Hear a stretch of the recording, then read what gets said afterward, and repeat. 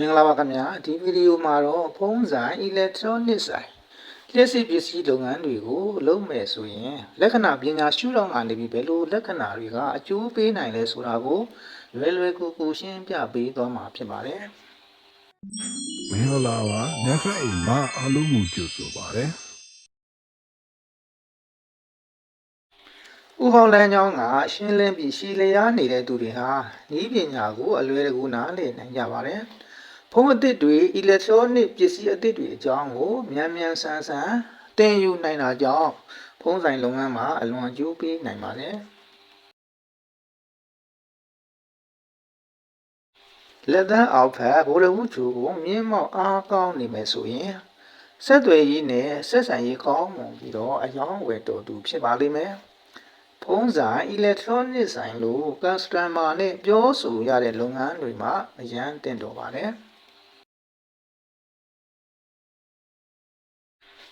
ဗိုလ်ဝူချူကုန်းမှာလက်ချောင်းဘက်ကိုတက်သွားတဲ့မာကျူရီလိုင်းဒါမှမဟုတ်မန်ဒီလိုင်းရှိသူဟာ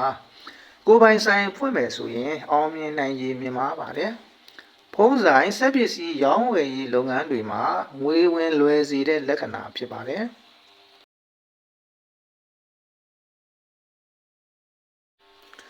လက်ချောင်းရှည်ပြီးတွေ့တဲ့သူတွေဟာအသေးစိတ်လုပ်ငန်းတွေကိုစိတ်ရှည်ရှည်နဲ့တိကျစွာ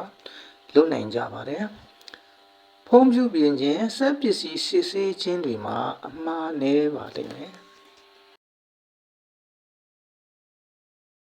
ကံလန်းချောင်းကဗိုလ်ဝူချူကုန်းဘက်ကိုဥတီသွားနေတယ်ဆိုရင်စီးပွားရေးကုန်သွယ်ရေးနဲ့အသက်မွေးဝမ်းကြောင်းရနိုင်တဲ့လက္ခဏာဖြစ်ပါတယ်ဖုန်းဆိုင် electronic ဆိုင်လုပ်ငန်းတွေနဲ့အချိန်ကြာအလုပ်လုပ်ရနိုင်ပါတယ်တနင်္ဂနွေလမ်းကြောင်းခေါ်အောင်မြေလမ်းကြောင်းဟာတေးသေးလေးပါလာစေအောင်တော့လူကြားထဲမှာလူတွေရဲ့ယုံကြည်မှုကိုရရှိတတ်ပါတယ်ဖုန်းဆိုင်မှာဆိုရင်ဒီဆိုင်ကယုံကြည်ရတယ်ဆိုပြီး customer တွေပြန်လာစေတတ်ပါတယ်အချင်းချုပ်ပြောရရင်ဒီလက္ခဏာတွေပါဝင်နေသူတွေဟာဖုန်းဆိုင် electronic ဆိုင်လုပ်ငန်းတွေလှုပ်ဆောင်မယ်ဆိုရင်အောင်မြင်နိုင်ခြေအလွန်မြင့်မားပါတယ်ဒီဗီဒီယိုလေးကမိတ်ဆွေအတွက်တစုံတရာအသုံးဝင်ခဲ့မယ်ဆိုရင်တင်ပြရကြုံနဲ့ပါတယ်ခင်ဗျာမိတ်ဆွေအတွက်အပန်းမကြည့်ဘူးဆိုရင်နက်ခတ်အိမ် channel လေးကို like and subscribe လေးလုပ်ထားပေးပါအောင်ခင်ဗျာအားလုံးကိုကျေးဇူးတင်ပါတယ်